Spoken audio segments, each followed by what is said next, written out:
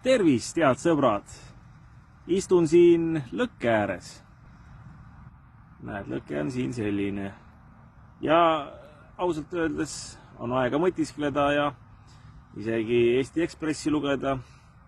Üks sõber saatis, et Narvas pidi plaan B olema uus Aivo Peterson, Urbo Vaarmani isikus. Kuna on Venemaal käinud ja 100 häda ja mis seal kõik veel on, ma ei teagi täpselt. Eelmine nädal laseris mina olin nagu rohkem Aivo Peterson, et mul nüüd natukene tekib vist konkurents Urboga.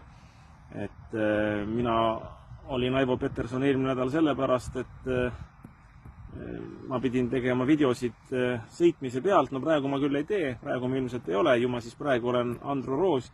Aga teeme valimised juba praegu ära, et pane alla kommentaaridesse, et kas Narva plaan B ja Urbo Vaarmani näol on tegemist uue Aivo Petersoniga või ei ole. Mis sina arvad? Ja jaga seda postitust.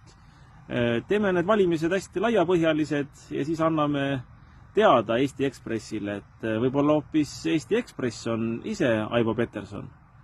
Petersonim kui Peterson ise. Nii et ja inimene, kirjuta siia alla, kas Urbo Vaarman on uus Aivo Peterson.